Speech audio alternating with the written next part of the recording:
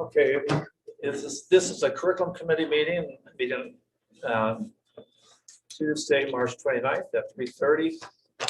I'd like to call the meeting to order, and the roll call, I see we're all here. So we need approval of the agenda. So moved. Second. All in favor? Aye. Next, public comments. I don't believe we have any. Not in person. We did receive an email this afternoon. No, I did not see that. From a Okay. member of the community. Mhm. And so it's in regard to our agenda item seven. Okay. And I don't have a copy for myself. I printed them up there. I've got it. Right, so I mean, I think, we could potentially make a copy for your review, but you've all got it in your inbox and you've all got your devices there. Right. And so. And isn't this a string of comments? I mean, this is on a line of comments. This is an addition to an earlier email, but our member of the public did submit it as a comment for the meeting. record. Certainly want to acknowledge that. Right. Yeah.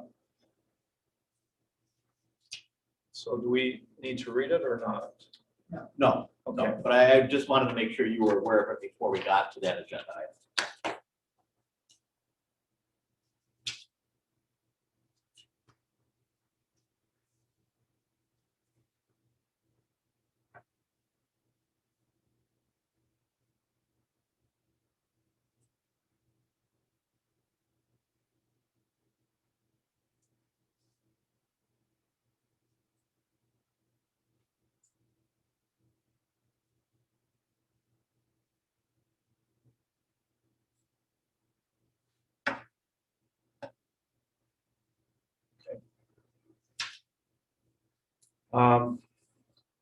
First item after public comments, textbooks and instructional requests. Tim, I'll turn that over to you. Okay, thank you, Mark. And I do want to apologize to the committee for not having this to you before today. And so, as I mentioned to Mark a little before the meeting, I think the right way to proceed on this is, and in fact, we do have one pending item yet.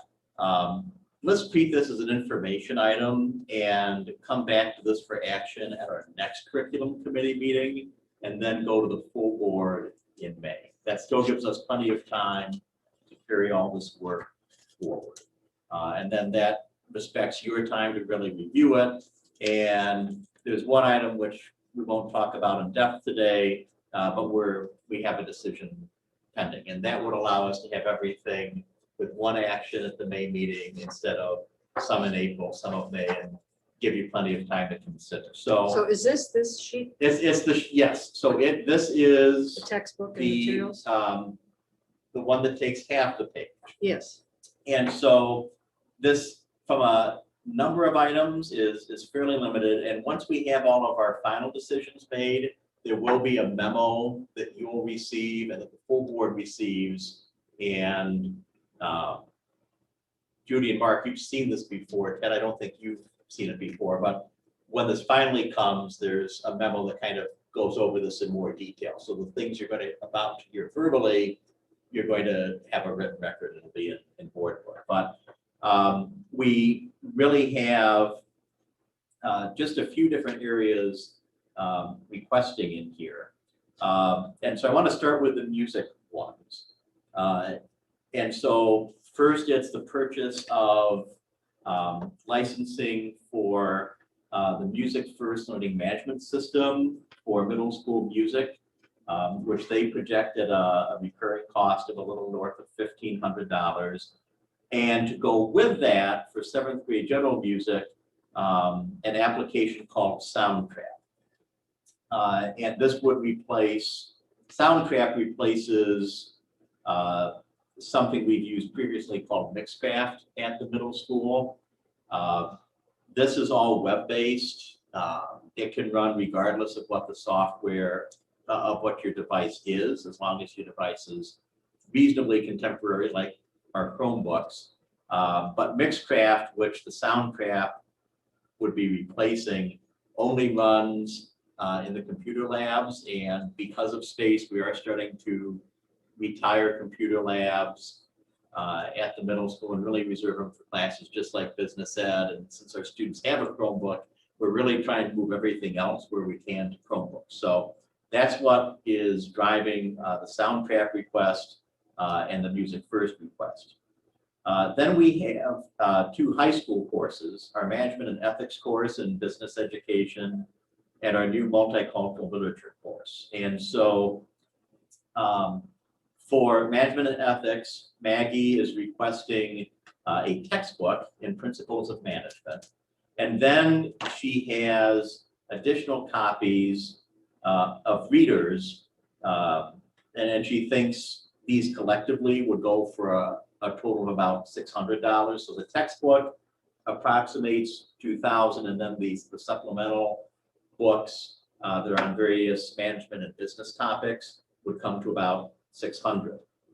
And those would be books that students might choose to read in the course of the management and ethics class. So everybody doesn't get one Correct. or 7 of them. Exactly. It'd be kind of which Choices. again, one of the things that our teachers in many classes are trying to do now is to be very intentional about what text all of the kids read, and then creating choice opportunities for students to choose a text that is more aligned with their interests, partly as a way to engage them more in the class, and also to, quite frankly, engage them more in reading. We know as students get older and have additional demands in their time from their activities and different forms of media, it's not a new struggle for us, but it's an ongoing struggle to create opportunities where our kids choose to read.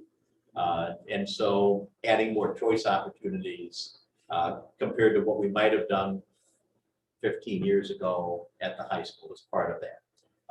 For the multicultural literature course, what Jen Johnson and Grace Malik have looked at, and I just kind of want to step back. The format of that course is proposed. It's a semester course. There are different units that look at different cultural traditions. So African American, Latino American, Asian American, Pacific Islander, Indigenous. And so structurally, there are some similarities to the management and ethics in that all students in the course during the African American unit would be reading This Is My America by Kim Johnson. So that's why you're seeing it with an estimate of 50. And then the other 4 titles would be choices during the Latino American unit. And again, the concept being that students would have the opportunity to choose. For the other units, it would actually be excerpted readings, and I think there's a research project in one of the units on a theme. But these are the texts. So what I would suggest is over the next few weeks, take a look at these. If you have any questions that you'd like me to take back to Maggie or Jen, let me know. But these are the ones that the instructors have selected for these 2 courses. Then the last 2 items are really, from a budget perspective, our most significant items. So for 6 years, we've been using Go Math as our primary math resource at the intermediate and middle schools. And this is not a new adoption, this is just an extension. And what Amy and I have discussed with Tim Bomarts, Jeff Keenis, and their math coordinators is that over the course of the next 3 years, we would do a full review of math materials for the middle level. Our teachers are very satisfied with Go Math right now, but the appropriate thing to do is, since we've been in it for a while, is to really cast a broad look and make sure, just because we're satisfied with Go Math, ensuring that that's still our material of choice for our kids and we're not missing out on something perhaps even more appropriate for our students. Now, what we have done with Houghton Mifflin Harcourt, which is the publisher for Go Math, is we have requested a 1-year quote and a 3-year quote. And so with Go Math, we get both a digital subscription and an annual consumable workbook. So this is not a case of a hardbound text where you buy it once and you keep it for 7 years. And if your budgets push you in that direction, you can potentially keep it longer as long as they're in useful condition.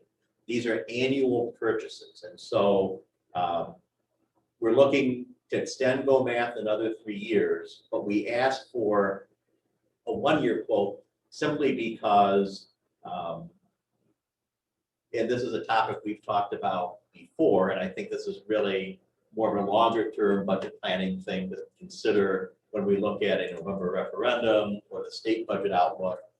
As we grow in enrollment and as we move to more digital materials, which are annual subscriptions as opposed to a traditional textbook that you buy and hold indefinitely, we're seeing different cost pressures in the instructional resources budget that we work with at the elementary and the secondary level. So Did you say that was a digital and a text for this one? so it's Consumable. digital for 8th grade. The 8th grade math team has not felt the need to have a workbook. From the beginning with Go Math, we've had a consumable workbook. We've been a hybrid from the beginning with Go Math. So it's digital and consumable then? Digital and consumable for 5 through 7, 5 through digital 7. only for 8th grade.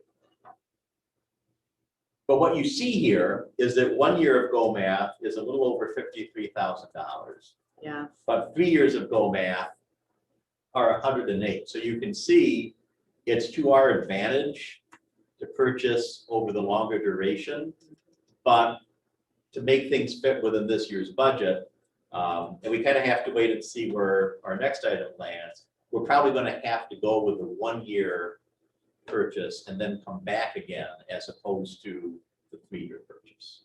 when we come back again, could we go for 3 years from then? Well, Price be there?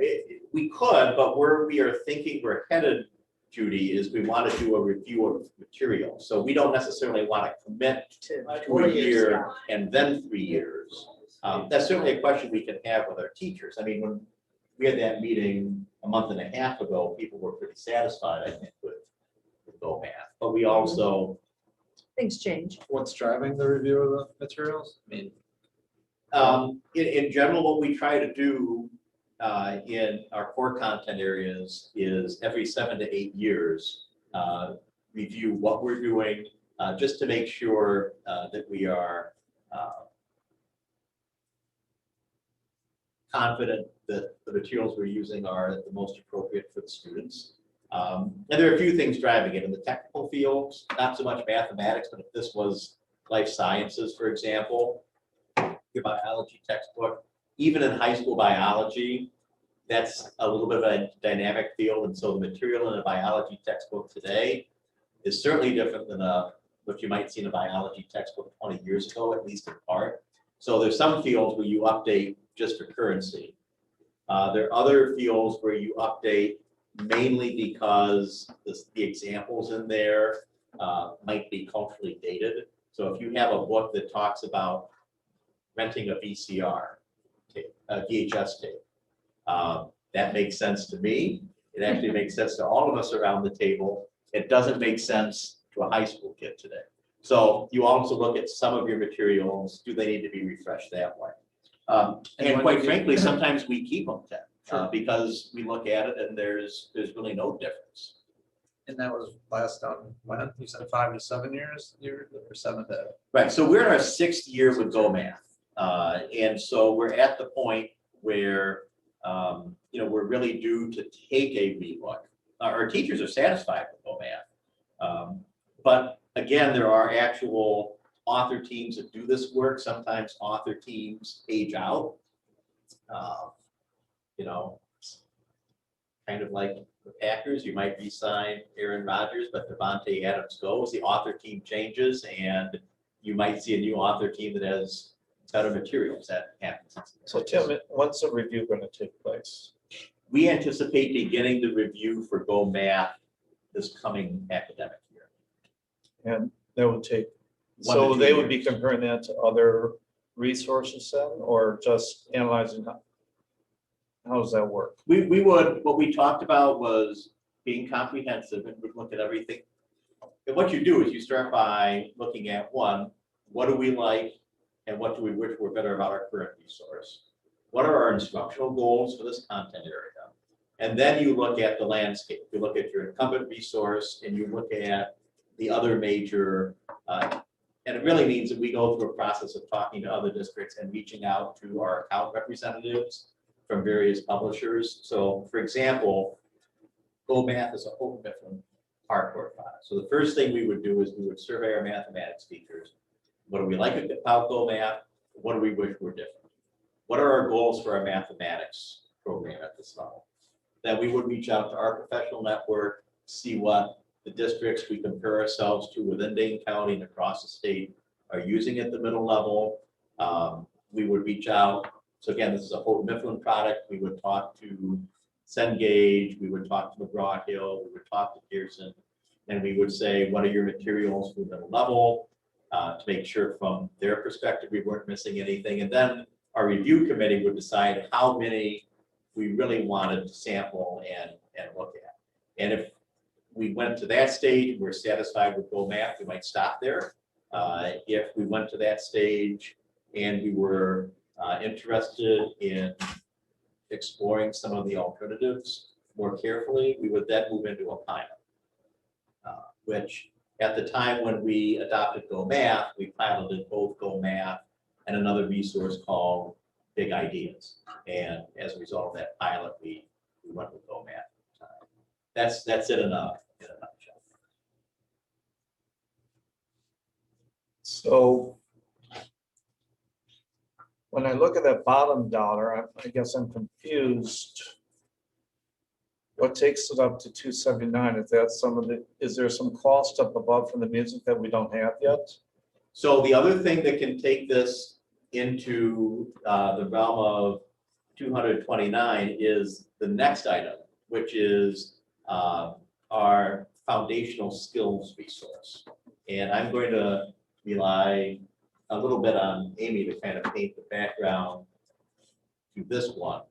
But that's one of another, where you spend your money instructionally is on courses with a lot of kids or that have highly technical content. So it's going to be your math, it's going to be your language arts, particularly language arts in the lower grades where you're not dealing with paper backs. And it's going to be some of your big high school courses like biology, world history, US history, things of that nature. Amy, do you want to talk a little bit about our foundational skills adoption? Sure. So foundational skills in English language arts refers to phonics, phonemic awareness, kind of the word study. So it wouldn't be our core reading and writing materials. It would be materials solely focused on these foundational skills of phonics and phonemic awareness. And we are currently doing a pretty large scale pilot of these items. So this is kind of a placeholder because the committee hasn't formally recommended the purchase yet. We are meeting again in April. But the teachers have been very enthusiastic about the pilot so far. And I would anticipate it being adopted, but I knew this was coming before the committee and I just wanted to have that as a placeholder. But that estimate is a little over 100,000. So that's what gets that bottom line to 229 if we would go with the 3 years of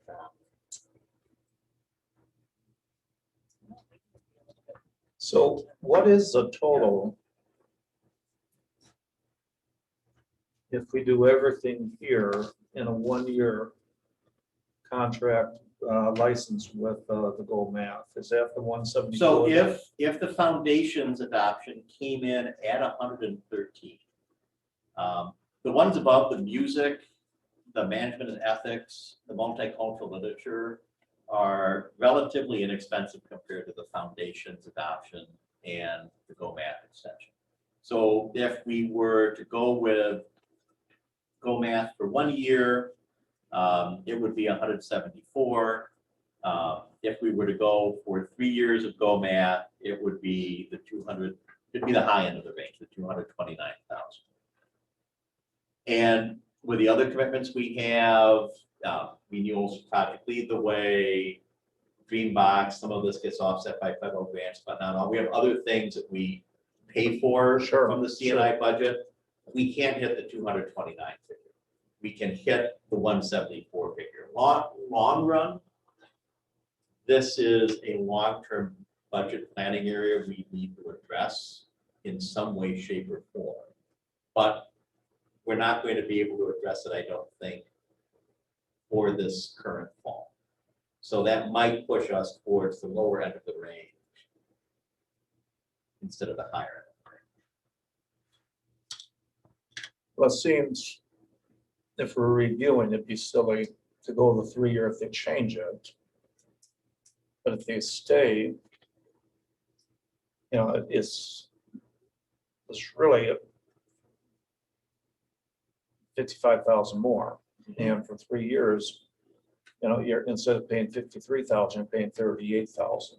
We are committed to using it for 3 more years. We are planning on using it for 3 more years. Yes. We would do the review process as we're continuing. So there would be to use it. 3 years before Yes. we'd be looking at buying the new ones. Yes. Correct, yes. Because what we see happening, Mark, is we would be,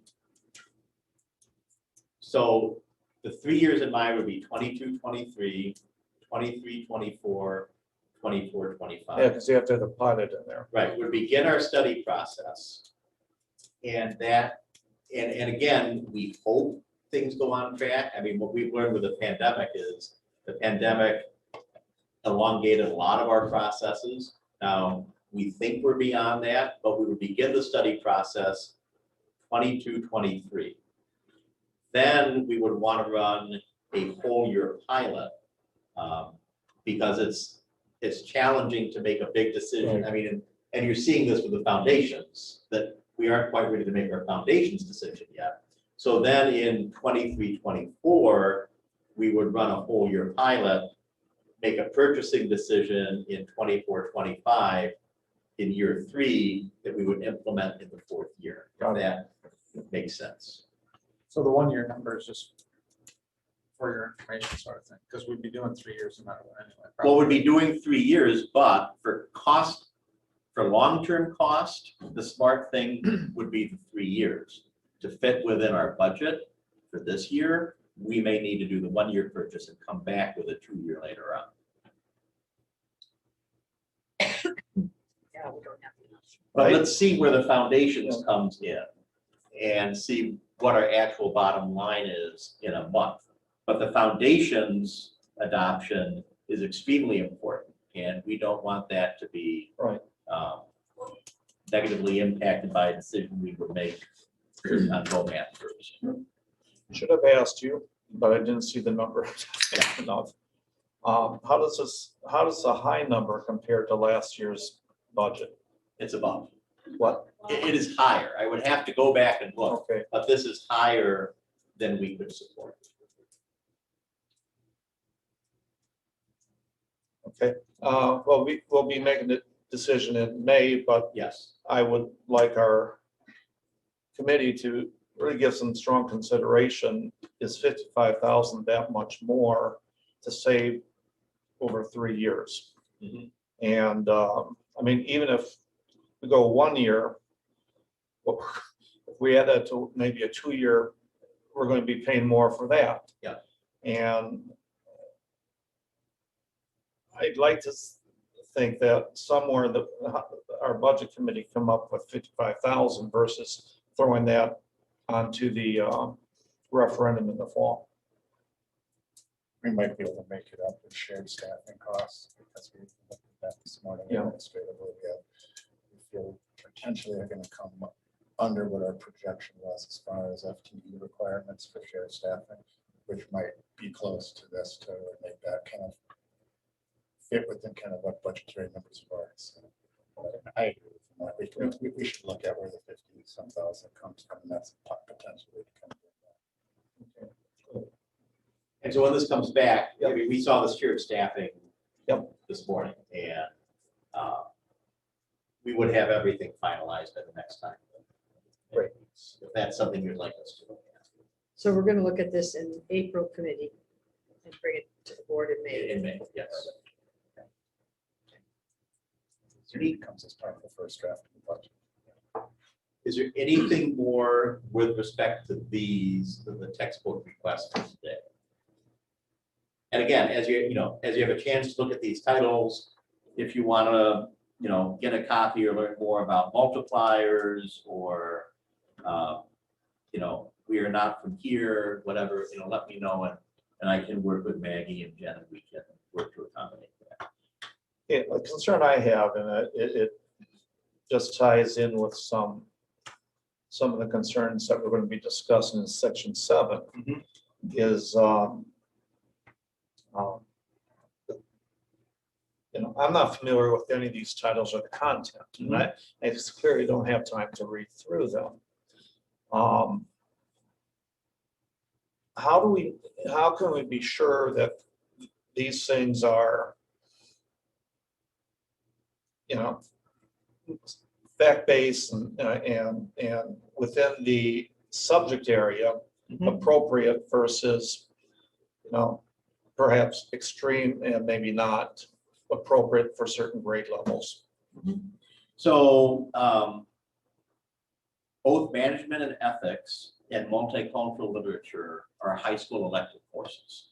So they are courses intended for some of our older students, and they are not a required course for any student.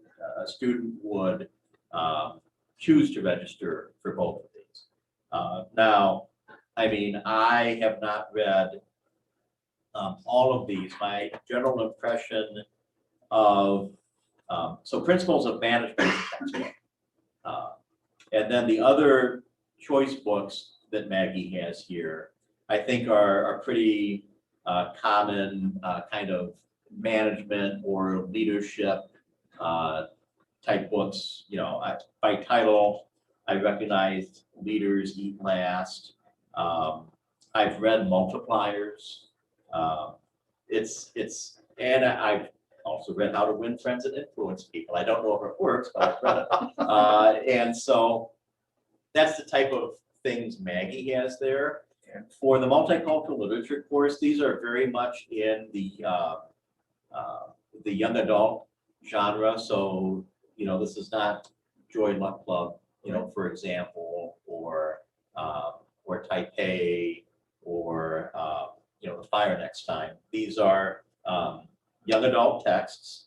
I have not personally read any of these, but certainly if there are any titles you would like to see, these are all commonly available. I could get them to you, or if you wanted me to get something a little more developed from Jen, or for that matter Maggie, for the management or ethics, we could certainly do that. Thank you. But I know from talking with Jen, kind of based on the conversations they've had with kids, they're looking for very contemporary titles that they've heard kids talking about that they think would be high interest for the kids. But these are all very contemporary young adult, true to the target of the course, which is multicultural literature, but definitely in the young adult genre. Okay. So, but just in general, a teacher makes a list, or is it a group that makes the list? Does it go through departments before it comes on this sheet or comes to you? So in the case of management and ethics, Maggie is our sole teacher of management and ethics. So this recommendation is her recommendation. Okay. We don't, and we know that because that's a course we've had on the books for more than a decade, sometimes different titles, but we have a pretty good handle on what our enrollment, and we are very confident Maggie will be the only instructor. When these requests were due, I don't think the high school knew for sure how many sections of multicultural literature would be running. And so Jen worked with another teacher grace on this. And so these were selections they, I believe, made jointly. But they would be, I think if there's only going to be one instructor, it'll be Jen. If for scheduling, make the master schedule work. If there are going to be two, I think it would be Grace and Jen. But these represent. So in Yeah. general, this is a one course, but if you're looking at a math, you'd have a whole committee looking at the Yes. textbook. Yeah, when we do something like Yeah. a math, so So it's not these are one high teacher. school electives. We are talking 50 to 60, well, probably 30 to 60 kids taking these courses on a given year. When we talk about foundations, that's a resource that's going to be used to a degree, depending on the student, with every student in kindergarten, first and second grade. Go Math is going to be used by every student in 5th, 6th, 7th, or 8th grade. So when we review those materials, we bring together a team, and there's a communication process with other teachers who would be using the materials, even if they're not part of the selection. For a new course, so like within a department like the English department or Yeah. what Comarks is called now. I'm sorry. Even an independent course, while the teachers teaching it would pick the materials, it would be reviewed by the department before the department would even push it forward. Okay, For so there is a approval. department. Yeah, this teacher would be pushing this as an individual thing. If they're in a department, the department say, yeah, we agree with it. It's good stuff. And then it comes to the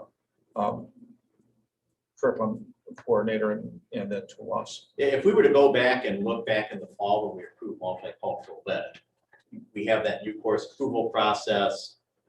Teachers generated, it goes to the department, then it comes to the principal, then system-wide, then district office, then to you. The text that they're recommending all students read, which is This Is My America. I am 95% sure that was actually named in the new course proposal at the time. So when it had that entire discussion with the department. When you're looking to, like you mentioned, the Go Math, and you're reevaluating that, you look to other schools, those other schools you look to, do you look to the same schools all the time, group of schools, and see what they're doing? You know, you say look to other ones to see how other areas are. Is that an inclusive, like this list of schools, it's these 5, we go to that same group of people to look at? It's a bigger group than 5. But yeah, it typically, so there's kind of 3 channels where information for candidates for further examination get put into the process. One is teachers themselves have their professional networks. And so they may have people they know in other districts who are math teachers or kindergarten, and they may say, I've heard they're really satisfied with this resource, could we look at it? We also talk to our account reps. There's been a lot of consolidation in academic publishing. There aren't that many account reps we need to talk with, and we've covered the vast majority of the options that are out there.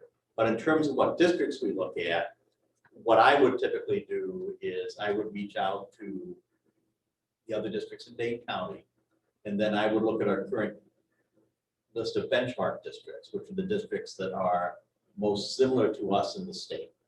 Some of which are in Dane County, but it would include a Hudson, it would include a Kimberly, a Cedarburg, a Whitefish Bay, and reach out to them, find out what they're using. And historically, if you go by what the publishers share, what our benchmark districts and Dane County districts share, and what we hear from teachers, we could be pretty satisfied.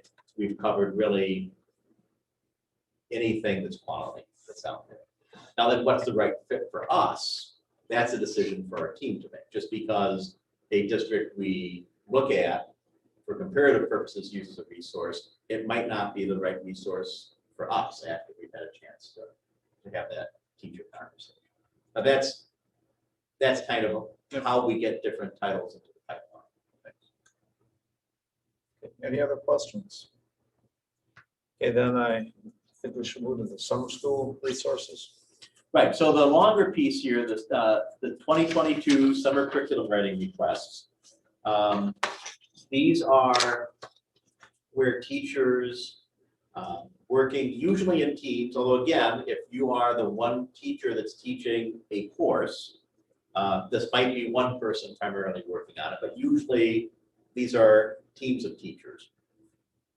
And these are designed to update part of a course, give support for updating part of a course, doing a redesign on a full course, you know, so for example, the fourth row down, 3D animation. Kayla Proctor is the primary instructor for that. There's a software refresh going on. In a course like 3D animation, the tool is an important part of the course. So when the tool has a big change, the course needs to be updated.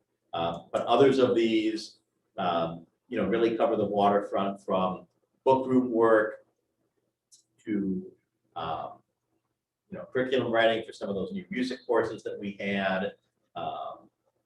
We were able to get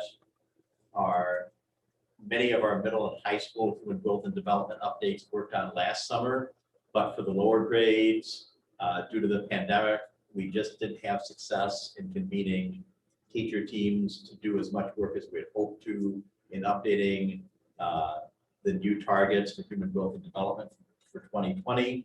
So we have some development time here again for human growth and development, really for elementary and intermediate school. So there are a lot of different things here. I think the thing to understand is, again, this goes through a multi-tier process. It's looked at in departments, comes to system-wide. Amy and I review these. I think the thing of note is with our changes to the handbook, these are now at $30 an hour instead of $20 an hour for a very long time. A very long time indeed. This was $20 an hour. And so this is our first year adopting this where it's been a $30 an hour multiplier. The budget for this type of work has not increased, so we've had a 50% increase in costs. So our bottom line is on target with the budget, but this is purchasing fewer hours of development time than it would have in the past due to the increase in the hourly rate. And again, in the longer term budget planning piece, Amy and I will be submitting a request to make this whole for the long run, because you're still kind of feeling those after effects of people's disrupted schedules with the pandemic. There's a lot on this list, obviously. A lot of good things will be happening when we approve this. But this is a shorter list than you might see in other years. And it's partly because we know we have families where teachers felt like they haven't been able to do some of the things they wanted to do with their families. Their kids are getting older. They want to make sure they capitalize on this summer. And so they've kind of signaled to us, I'm not as interested in doing the summer curriculum work this year. So a lot's on here. This is a little smaller than we'd see an average, but that's actually worked out okay because it fits within our budget. Any questions? So are we proposing to bring this to the board? So this is final. You could choose to bring this forward to the board. However, you didn't see all the details until today. And I want to be respectful of, you're not a rubber stamp. And so, we're perfectly comfortable if you want to sit on this and reflect on it for a month and come back to it in a month and move it to the full board in May. I'm not rubber stamping, but I think it looks good and we should take care of business when we get it sometime. I make a motion that we approve the summer curriculum writing requests. Second. All in favor? Aye. Okay, thank you. Then that brings us to the last item for the meeting, the supplemental resources in schools. And I and I talked at the last meeting, and I think as board members, we've received some communications from concerned parents about how supplemental materials get into how to get approved. And so Tim and Amy, I believe, are going to share some of their perspectives on that particular point, and then we'll have a chance to ask questions. So I just kind of want to, step back, and I'm really glad this is on the agenda, so we have a chance to talk about it today and hear from you what your questions are and what you might want to hear in subsequent meetings, because as Mark and I discussed this, we see this coming back. But,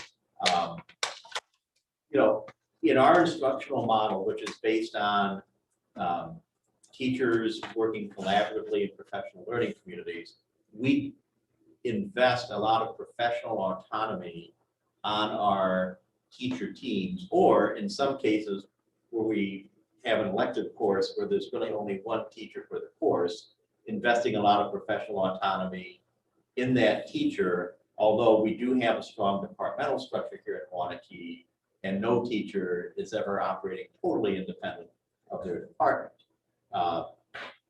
But, drawing on math as an example, we adopt certain universal resources for math that all teachers use.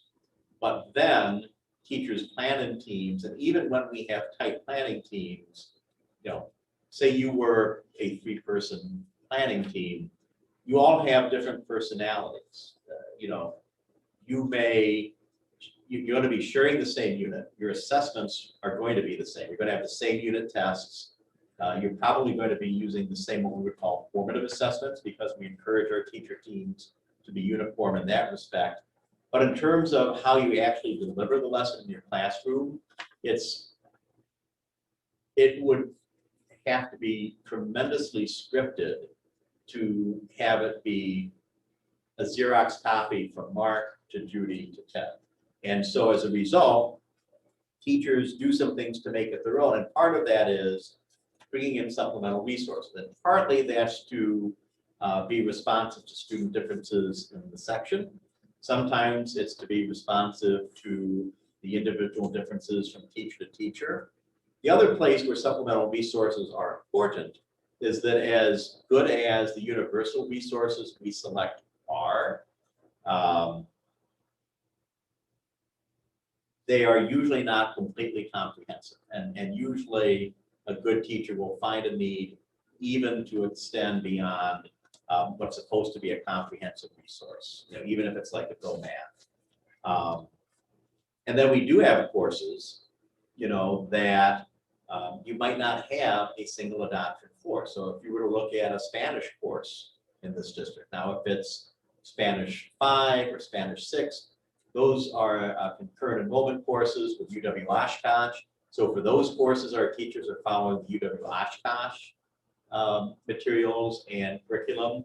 But for our other ones, it's locally developed. And our world language team, we can, not just years ago, decades ago, made a conscious decision to move away from a textbook. They just felt that was not an engaging and effective way to develop, and a love of Spanish and a proficiency in Spanish for kids. Same for French, same for Chinese. And so if you were to look at our world language courses, you would see a course entirely assembled over supplemental resources and not one big adoption. So it really does depend on the course. But we also want teachers to use high quality supplemental materials. And we have very good teachers in our district, but even in the best circumstances, there are a lot of options out there and they vary in quality. And, I think recently Sun Prairie, which is a very fine district, here in Dane County, they had a highly publicized instance last year where I don't know all of the details. I know what I read in the media coverage. They had a teacher team that used a supplemental resource from a place called Teachers Pay Teachers, which There are not a lot of, Amy and I are pretty go with the flow people, but Pinterest and Teachers Pay Teachers as curriculum repositories do get our blood pressure up at times. And, unfortunately, they used a resource that wasn't a good choice. And so that's something we've reflected on, and we don't have this ready for you today, but we've been working with our department chairs and system-wide, really going back to last spring to try to reflect on the types of issues raised by the Sun Prairie experience, and really similar in some respects to some of the parent concerns we received communication on, which is when you have sensitive topics. What are some guiding questions to aid teachers in making defensible decisions about activities and supplemental resources on sensitive topics, really from all points of perspective, because it's not only an issue of some of the supplemental resources, which we've had a few parents engage with you on. If we think about what happened in the other district I just mentioned, it wasn't necessarily a graphic organizer, it was a simulation activity. And there's a lot of care that we would like to see our staff take if they engage in role playing or simulations in the classroom, because that's making it very immediate for students. It's asking them to play a role, sometimes to play a role vis-a-vis each other. So what we've been working on are some, what I would call planning prompts and a flow chart to provide some supports for teachers as they work on sensitive issues. It'd be true both for activities like a simulation and for supplemental materials. And so the chairs have spent a lot of time on that. It's something Amy and I have been going over with Randy in recent weeks. We would see it going to our principals and student services administrators next.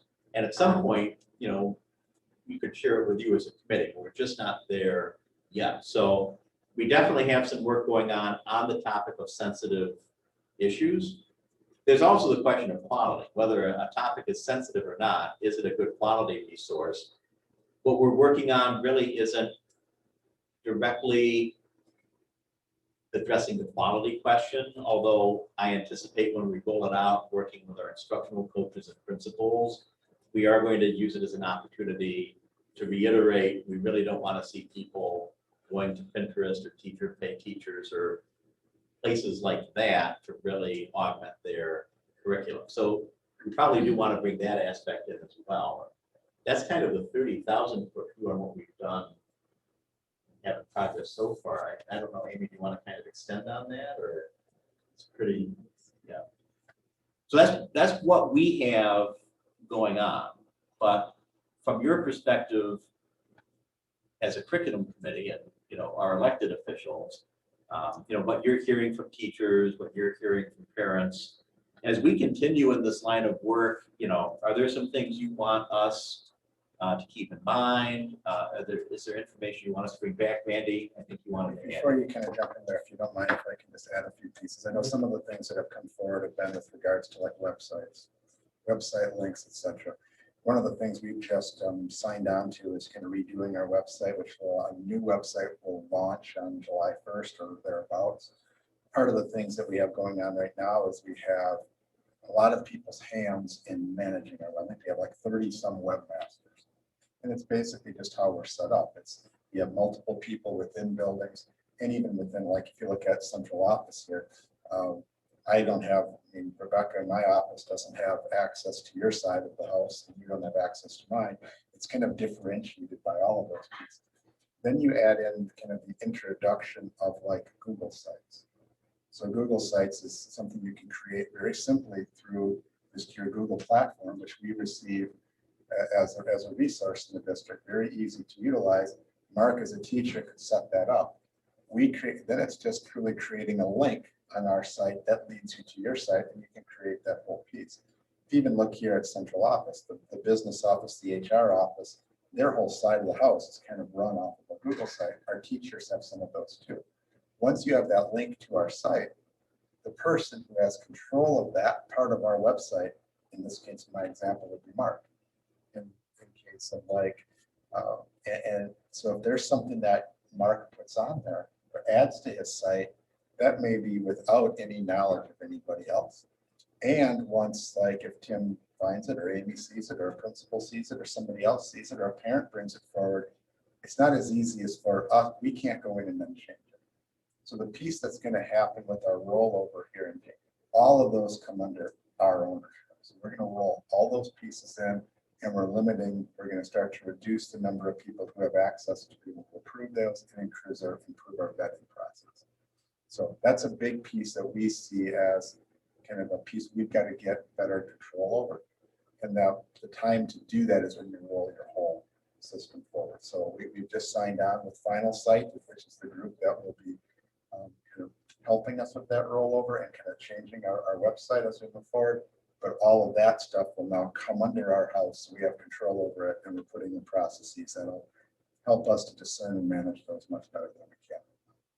So I thought that's important as we kind of have this conversation. It is, and I'm glad you added that in, Randy, because, and I get it from the parental perspective or the community member perspective. You see something on the website and it says it's a resource, and I can completely understand how somebody viewing that on our website could come to the conclusion that that is being regularly used with kids.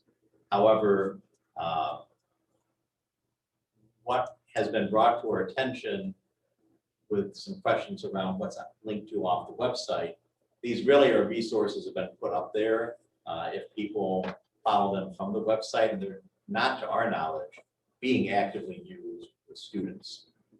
Now, some of the concerns that have been brought to you, or questions that have been brought to you by parents, do involve specific things that have been used in the classroom. But I'm glad you mentioned that, Randy, because we do have some questions we're receiving that are around pieces on our website that never have seen the light of day in the classroom. Kind of what you summarized, you are coming together to sort of give guidelines on the supplemental material, but it's really up to individuals to work within those guidelines to use whatever they want. So if there are some concerns with that material, how do parents address that? They'll point them out. Do they have some valid points to say, I don't want this to be used? And then is there some action that can be taken that way to address that? Or it's just like, no, we've left that option up to the teachers and up to them. And if you don't agree with it, that's too bad. You know, what are your thoughts on that? I don't. So there are a lot of elements to that. And so I'm going to do my best we'll do our best to address that specifically today, Ted. But I think, you know, this might be exactly the kind of thing where we would want to bring this back in a meeting and kind of walk through this more. But, you know, there are going to be some things where, you know, teachers do have, you know, latitude, as long as it's within generally acceptable practices, to teach their course the way they would like to teach. However, it's also the case that the education of youth always benefits from a strong homeschool relationship. And that is not a one-sided equation. That is a two-way street. And so in our policies of the district, there are, our policies do articulate some processes and areas where parents can exercise some choices, not in all areas. So I mean, if a teacher receives a request from a parent, we don't like Go Math, my neighbor uses Big Ideas, or I teach in, I'm not even sure Marshall uses Big Ideas. I teach at Marshall, we use Big Ideas. We're not going to accommodate that. However, at the other end of the spectrum, there are certain things where families have existing powers that are specifically stated in state law. So if we have a lesson on human growth and development, so, you know, think back to when your children were in 4th grade, Ted, and we the spring and we do our lessons for the students in 4th grade, we send the information home. We provide upfront a notice that parents have the opportunity to come in and inspect the materials. And then if you wish to opt your child out, you can opt them out and they can participate in an alternative activity. That's not only something we choose to do as a district, that's something we're actually required to do in state law. So between those kind of two extremes, there's some other pieces. And off the top of my head, I'm going to get the policy numbers wrong, but we do have some avenues if, for example, and this really gets back into Mark's discipline, language arts. So we have a specific policy that if a family has a specific concern about a book their child reads, there is a process for requesting an alternative. Now, in some cases, as our teachers, and again, as we were talking about with these adoptions, there are some texts even today that everybody in the class is going to read. Increasingly, though, we see teachers moving into selections. And we do have a policy that allows for a parent to ask for an alternative, and there's a process where we provide the alternative. Now, the alternative does have to kind of fit within the scope of the unit. You know, if you are doing a unit on 19th century American literature and you want your child to be reading Gravity's Rainbow, we're not going to do that for you. But we would try to find an alternative within the scope of the 19th century unit. Now, sometimes what we've heard questions from parents on is students have a choice. They wish their student had made another choice. For us as a school, that presents a more complicated situation. The parent's the parent. But we also want to encourage student engagement in making choices. And I think that really comes down to a conversation with the family and the teacher kind of around, and ideally, if the student's old enough, I would argue involving the student in kind of what that looks like. But it might just be good if this is a particular topic of interest. And actually, I'm thinking back to the draft of that document that we've been working on with the chairs, Amy. We actually linked all of those policies in that document. We might want to bring all of those policies and procedures into your next meeting, just so you can see them and kind of consider them. Because I do think we have to kind of look at the whole waterfront, all the way from things that are stipulated in statute to things that really are really entirely within the teacher's purview, and then all the pieces in between. I can add something to that. I mean, I think, Ted, your question is it always just carte blanche to the teacher, and then we have no say in that. I think that's kind of getting to kind of the front of it. There's definitely been times when something's been used in a classroom, someone's brought it to our attention, and I can think of a couple of examples over time where we've got involved and said, no, that's not in line with what our curriculum is, that's not in line with what our instruction is, and we've stepped in and addressed that. I think there's been pieces where we've seen kind of curricular areas that we know what X grade levels curriculum and social studies should be, and all of a sudden we're seeing kind of instruction on something that's not even related. Yeah, we've stepped in and addressed those pieces. I think what we see right now is, and that's kind of what Tim and Amy were alluding to, is trying to create some additional guidelines, a framework that we can help people. We have to help our teachers through this, because right now they're feeling like, I don't know what the question I get, I'm not sure what I can teach her. And so we've got to give them some guidelines to say, what are some of these supplemental pieces? And that'll be that's what Tim was alluding to. We want to bring that back here so you can see it. So then if there is that concern, we can start to walk through that framework and then have a conversation about kind of where some of those branches off and where it fits. Because I think today it's much different than what it was a number of years ago as far as what we're seeing and kind of some of the pieces that we just have to be more astute to. But definitely there's times we've stepped in and said, no, this isn't appropriate. There's things that we've had to correct. And I think right now we fall into a place where there's a lot of gray, and we're trying to put better clarity to that. And I would add on that, you know, I think in all of our minds are the concerns that, you know, we've been aware of that people have brought to us, you know, in say the last, 6 to 12 months. There are other questions that can come up. I mean, sometimes we have students that have had unique experiences in their lives where certain topics may need to be addressed with some different handling for that child and other children in the classroom. Now, that's not the type of questions that have come up in the email communications with you, but I can think of occasions over the years where we've had children that might have been refugees from Civil War type situations where then we would sometimes get a request from the family when you can't teach social studies without any reference to human conflict. It's just part of history, so you can't completely remove it, but you may have students because of their individual situations where you may need to differentiate. I know that's not what's kind of currently on the table, but I do want to acknowledge these are requests that we certainly, our teachers handle all the time, when families make them aware. Well, I think I'd like to add on to what Randy said,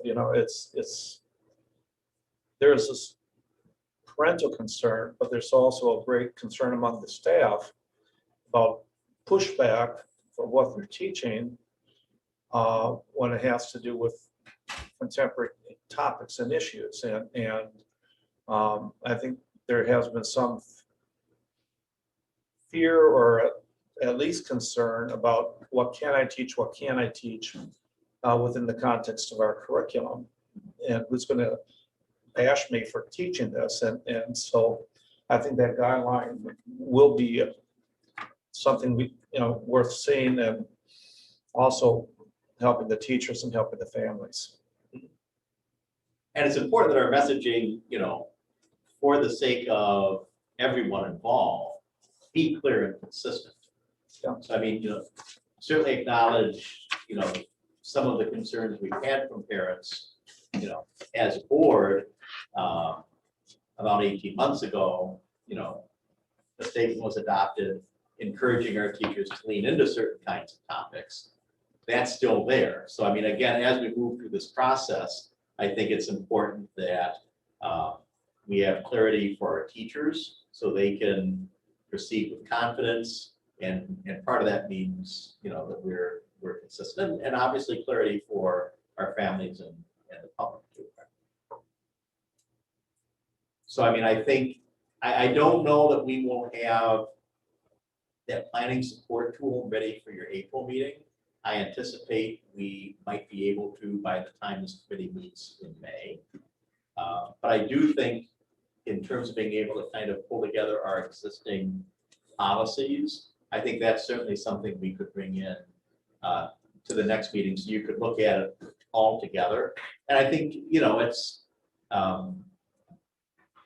not that I'm under any illusion, we have massive ratings, for our curriculum committee meetings. But then if somebody does kind of want to see what the waterfront is in terms of our policies, they could go in and watch the YouTube of our meeting too, if the question came up.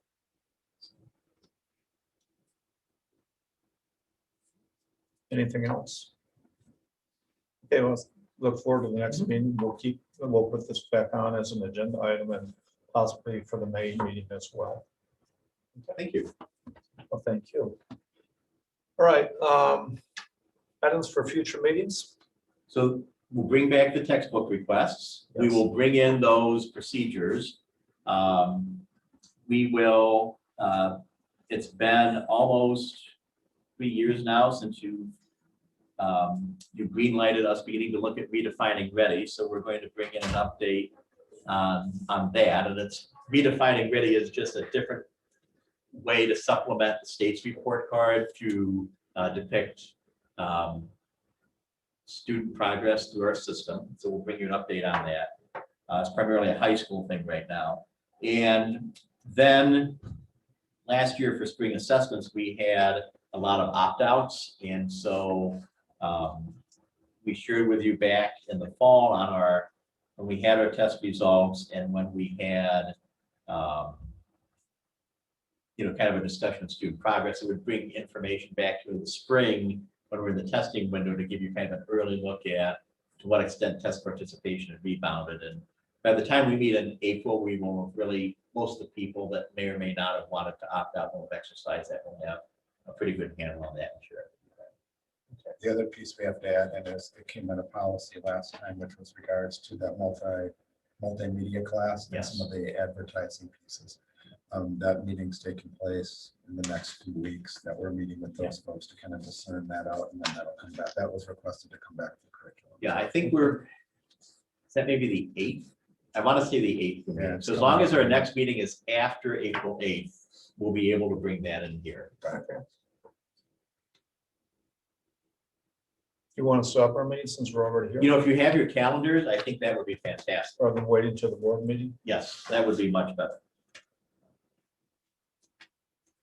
It's better when we do it at the committee level.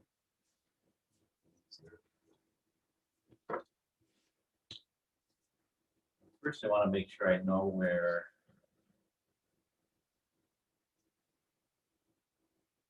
I think the multimedia meeting was next week. Next, I want to make sure I know where that is to make sure we come on the far side of it. Yes, I have it on. Yes, it's on the 4th. Okay, so we're in good shape. We'll definitely be past that. So how is everybody's availability? And Amy, your foundation's meeting, decision meeting is when? How is everybody looking the week of the 18th? So Monday is a no school day. I leave on Thursday for a while. So the beginning of the week is good. Could we maybe do 3 o'clock on Wednesday, or that being your getaway day, would you rather it be on the Tuesday? Well, we're doing a reorg that on Tuesday. Could we do it before What time does the reorg start? 5:30? That'd be too much? So do you want to break in between the committee meeting and the reorg or not? I think is the question. Reorg isn't the same as the evaluation. They're together. Or the Yeah. Reorg and eval are together, so it's like a 5:30 to So- 7. Yeah, but we're doing WTA negotiations before that. What's the date of that? Oh, well, the 19th? Yeah, so that might not We be, just talked Okay. about trying to put WTA. Well, then negotiations before that. I don't think I'm leaving till the 21st, so let's say 3. You want to do it on the 20th? does the 20th work at 3 o'clock? Good for Ted, good for you, Mark, 3 o'clock? on the 20th, the Wednesday? Sure. Okay, Are we getting into a problem of having the same committee meeting members? Well, that's what I was wondering if the reorg is. Oh, The the re- reorg will change. Well, no, what happens at the reorg is the officers are determined and then the president. The committees are usually about 2 weeks later, I think. Yeah, Yeah. yeah. The committees will come out before the meeting. So at that time, you still have these guys as your committee. So this committee basically has your one term of more office gathering. the term of office goes to the end of, Till the 20, whatever that Monday is, the 24th, I would just set the meetings. Yeah, see, And yeah. 25th. then Yeah. we'll adjust accordingly. so Right, on the Wednesday, 3. the 20th at 3 o'clock. Then you'll send us a calendar. Sign up. Good. I bet we won't even be in our cars and Becca will, No, I'm not there. not that you- sometimes you are. Okay. Motion to adjourn? So moved. Second. All in favor? Aye. Aye. Aye. Sounds you. good.